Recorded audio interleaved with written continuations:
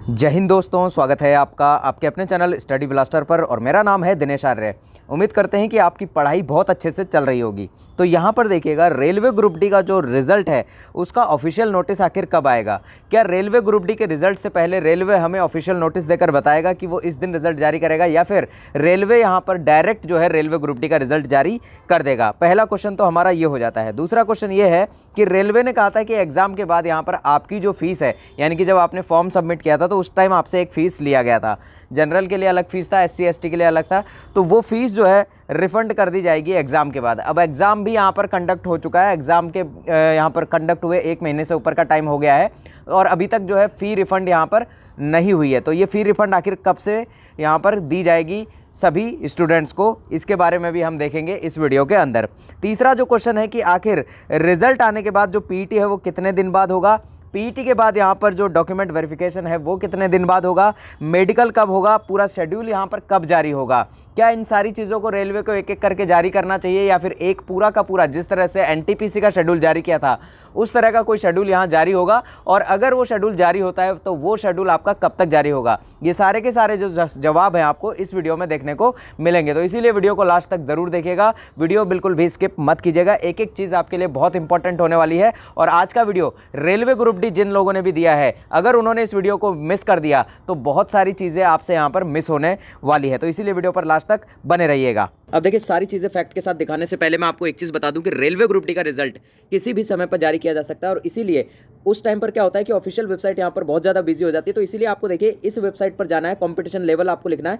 और ये competition level आप जैसे ही लिखेंगे तो यहाँ पर देखिए ये वेबसाइट आपकी खुलेगी कॉम्पिटिशन लेवल नाम से, ये लिख लीजिएगा। इस पर आप देखिए डायरेक्टली जाकर यहाँ पर देखिए आपको पूरा यहाँ इस वेबसाइट में काफ़ी चीज़ें मिल जाएंगी। RRB ग्रुप डी की देखिए जिस भी जोन का ये पूरा का पूरा देखिए इसमें आर्टिकल भी छपा हुआ है कि किस दिन यहाँ पर रिजल्ट आने वाला है। और यहाँ देखिए आपका पूरा इसमें डेटा दिया हुआ है कि यहाँ पर एग्जाम कितने फेज में हुआ है, पासिंग मार्क्स आपको दे रखे हैं, रिजल्ट आपका डिक्लेयर होगा। और यहाँ पर देखिए ऑफिशियल वेबसाइट पर जाने का यहाँ पर लिंक दिया हुआ है, तो यहाँ से आप डायरेक्टली जा सकते हैं। और साथ ही साथ यहाँ देखिएगा आपकी जो भी यहाँ पर देखिए अलग अलग जोन का, जैसे ये अहमदाबाद है, अजमेर है, यहाँ पर देखिए आपका इलाहाबाद है, तो यहाँ पर सभी जोन पर, भोपाल जोन पर, किसी भी जोन पर अगर आपको जाना है तो यहाँ से डायरेक्ट क्लिक करके आप डायरेक्टली उस जोन का रिजल्ट देख सकते हैं। तो यहाँ पर इसीलिए इस वेबसाइट पर जाकर जरूर देखिएगा। और इसी वेबसाइट पर आपको देखिए कंटेंट भी देखने को मिल जाएगा रेलवे की सभी वैकेंसीज को लेकर। तो जल्दी से जाइए इस वेबसाइट पर और इस वेबसाइट को जरूर एक बार विजिट जरूर करके आइएगा। अब ये है देखिए हमारी RRB भोपाल की ऑफिशियल वेबसाइट। अब इस पर मैं आपको क्या दिखाना चाहता हूँ वो सारी चीज़ें पहले देखिएगा।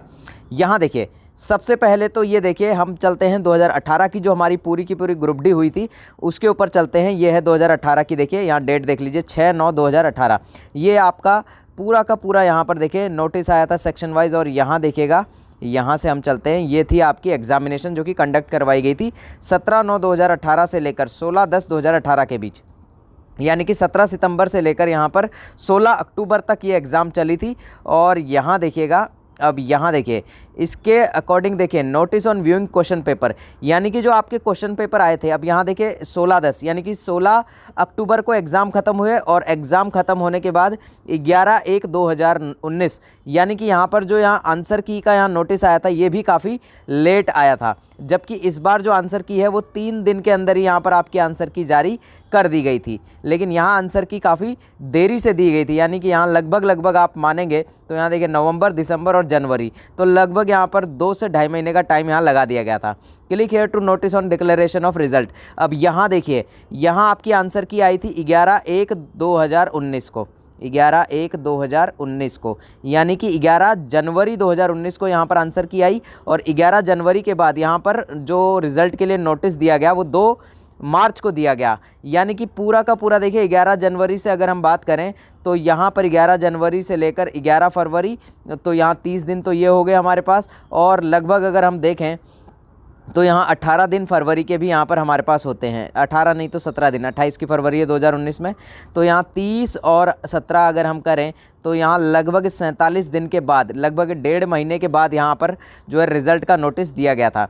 फिर उसके बाद अगर हम देखें तो यहाँ देखिएगा, यहाँ देखिए 4/3 को फिर यहाँ पर जो है आपका रिजल्ट यहाँ जारी कर दिया गया। ये देखिए, click here for notice on the result of shortlisted candidates for PET, यानी कि पीईटी के लिए जो कैंडिडेट शॉर्टलिस्ट हुए हैं उनका यहाँ पर रिजल्ट जो है जारी कर दिया गया। अब देखिए यहाँ पर जो नोटिस आया था वो रिजल्ट के ठीक 1 दिन पहले ही यहाँ पर दिया गया था। ये देखिए 2 दिन पहले दिया गया था, 1 दिन पहले नहीं, 2-3, यानी कि 2 मार्च को यहाँ पर आपका नोटिस आया रिजल्ट के लिए और 4 मार्च को यहाँ पर रिजल्ट घोषित कर दिया गया। तो इस बार भी जो आपका रिजल्ट आएगा उससे पहले एक शॉर्ट नोटिस जरूर देगा रेलवे, और हो सकता है रेलवे पूरा का पूरा प्रोसेस यहाँ दे दे, यानी कि पूरा शेड्यूल ही जारी कर दे। अब देखिए पीईटी जो है, पीईटी आपका कब शुरू हुआ था इसके बारे में भी देख लेते हैं।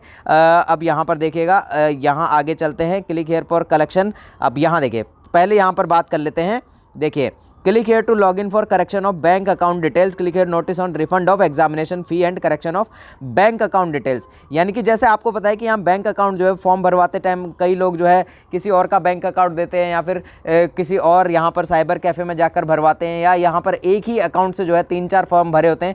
तो इसीलिए रेलवे यहाँ पर जो है एक नोटिस डालता है कि यहाँ पर आप जो है अपनी बैंक डिटेल दीजिए ताकि आपके बैंक में जो है फ़ी रिफंड की जाए। तो यहाँ फ़ी रिफंड जो है देखिए एग्जाम के बाद यहाँ पर की है, यानी कि रिजल्ट देने के बाद यहाँ पर फ़ी रिफंड किया गया है। और यहाँ देखिए रिजल्ट यहाँ पर आया है 4 मार्च को 2019 के अंदर, और फ़ी रिफंड कब किया गया है वो भी देख लेते हैं।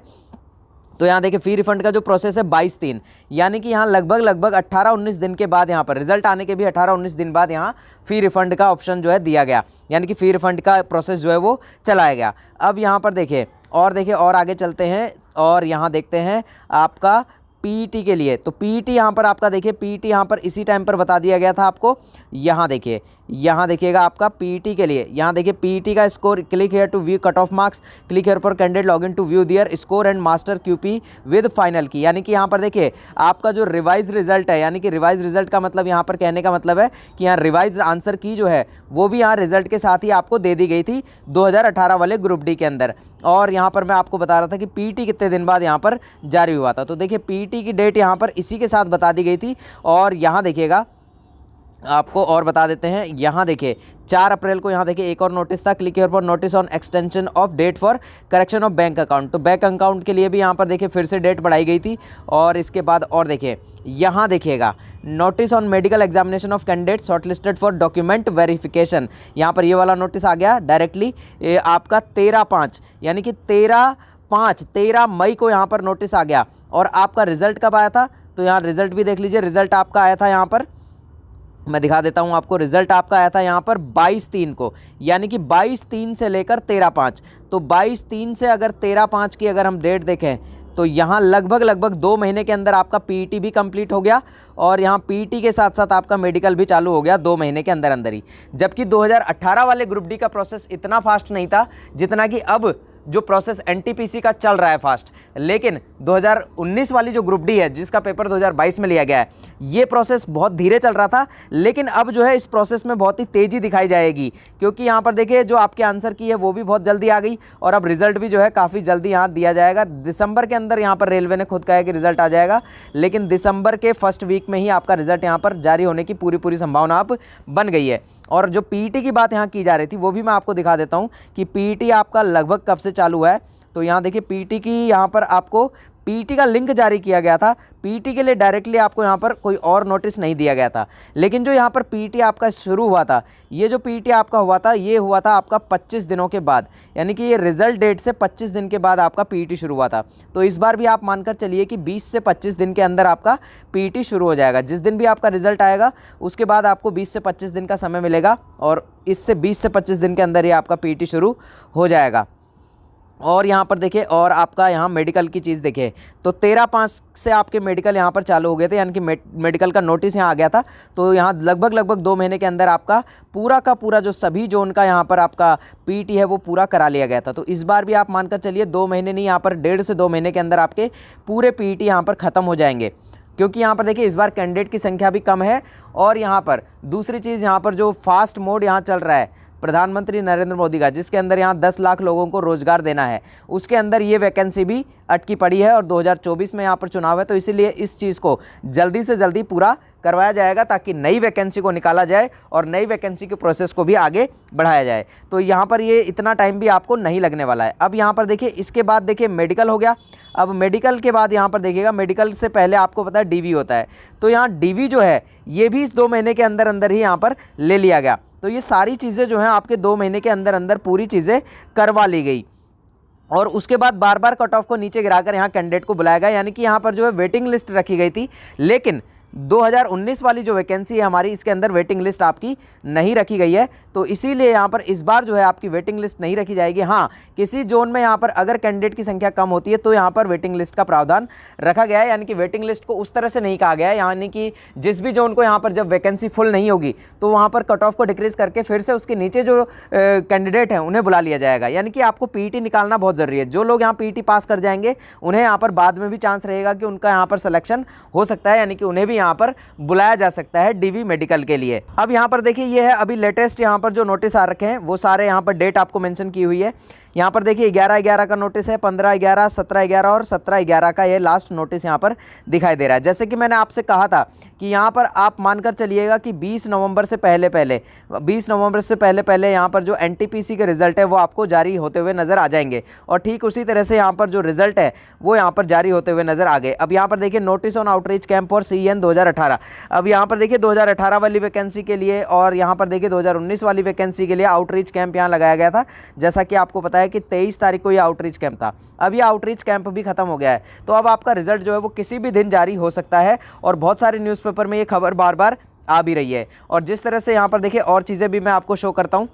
अब यहाँ पर ये देखिए, ये एनटीपीसी का पूरे प्रोसेस का जो नोटिस है जो रेलवे ने जारी किया। हालांकि ये जो नोटिस है इसमें इन्होंने काफ़ी डिले कर दिया है इस वैकेंसी को, पता नहीं इतना डिले क्यों खींचा जा रहा है इसको, और ये तो रेलवे ही जानता है कि इस तरह से इसको इतना ज़्यादा क्यों लटकाया जा रहा है। लेकिन इसी तरह का एक नोटिस यहाँ पर रेलवे को, मैं आप लोगों से अपील करता हूँ कि इस वीडियो को ज़्यादा से ज़्यादा शेयर करें। दूसरी बात यहाँ पर देखिए, आप भी यहाँ पर जितना हो सके रेलवे को कॉल कीजिए, मेल कीजिए, यहाँ पर ट्विटर पर आप यहाँ पर जो है हैशटैग लगाइए या फिर जितना भी है आप ट्वीट कीजिए। तो यहाँ इस चीज़ को एक चीज़ कीजिए कि यहाँ पर जो आपका रेलवे ग्रुप डी है, रेलवे ग्रुप डी की बात जो है वो हमारे पीएम साहब तक पहुँचे और साथ ही साथ यहाँ पर हमारे रेल मंत्री तक पहुँचे, ताकि उन लोगों का ध्यान भी यहाँ पर रेलवे ग्रुप डी पर जाए और रेलवे ग्रुप डी के लिए भी इस तरह का एक नोटिस जारी हो जिसमें कि यहाँ पर आपका रिज़ल्ट डेट भी मेंशन हो, रिज़ल्ट डेट के बाद यहाँ पीईटी की डेट भी मेंशन हो और पीईटी के बाद यहाँ पर जो आपका जो डीवी होने वाला है उसका भी यहाँ पर डेट मेंशन हो। साथ ही साथ यहाँ पर मेडिकल किस दिन से स्टार्ट होंगे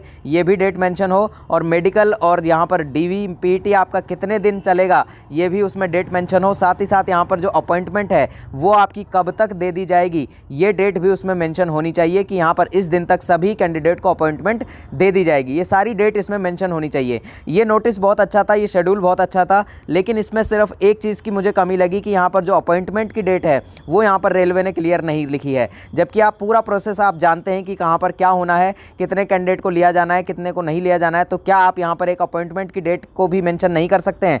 तो बिल्कुल आप कर सकते हैं। तो यहां पर आपको अपॉइंटमेंट की डेट भी मेंशन कर देनी चाहिए थी और रेलवे ग्रुप डी में आप यहां पर कोशिश कीजिएगा कि आपकी अपॉइंटमेंट की जो डेट है वो यहाँ पर ऐड कर दी जाए, यानी कि अपॉइंटमेंट की जो डेट है वो भी आपको बता दी जाए कि इस दिन से इस दिन का बीच आपको अपॉइंटमेंट लेटर दे दिए जाएंगे, जिससे कि यहाँ पर एक जो व्यक्ति तैयारी कर रहा है वो आश्वस्त हो जाए कि इस दिन तक तो मैं कम से कम इस वैकेंसी के अंदर बना रह सकता हूँ। यानी कि कुछ भी यहाँ पर किसी भी पड़ाव पर अगर व्यक्ति बाहर होता है तो उसे कम से कम इतना तो यहाँ आशा रहे कि अगर मैं इस स्टेज तक पहुँचा हूँ तो यहाँ इतने दिन और मुझे इंतजार करना पड़ेगा। यानी कि ऐसा ना हो कि वो अंतिम स्टेज पर जाकर वो पूरी तरह से विफल भी हो जाए और उसकी पूरी मेहनत भी बेकार चली जाए और साथ ही साथ उसका समय भी बेकार चला जाए। जिस समय को वो किसी और वैकेंसी को देता या किसी और चीज़ में लगाता वो समय भी उसका बर्बाद ना हो, ताकि सारी चीज़ें क्लियर हो जाएं। बस मैं ये चाहता हूँ। आप लोगों से रिक्वेस्ट है कि ज़्यादा से ज़्यादा वीडियो को शेयर करें और मैंने जो बातें आपको बताई हैं उम्मीद करता हूं कि आपको समझ में आ गई होंगी। चैनल सब्सक्राइब नहीं किया हो तो चैनल को सब्सक्राइब कर लीजिएगा। रेलवे से जुड़ी हर एक जानकारी सबसे पहले हम आपको पहुंचाते हैं। तो मिलते हैं अगले वीडियो में, तब तक के लिए जय हिंद, जय भारत।